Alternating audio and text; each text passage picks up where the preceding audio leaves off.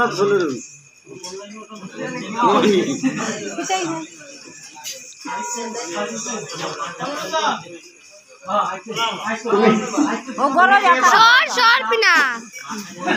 আমার মিঠা নেই না মিঠাই আমি কিছু বলতাম না আমি বললাম না যে মিঠা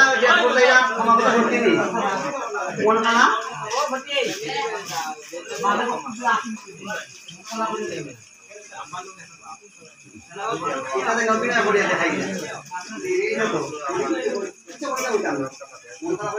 সরো গো দিদা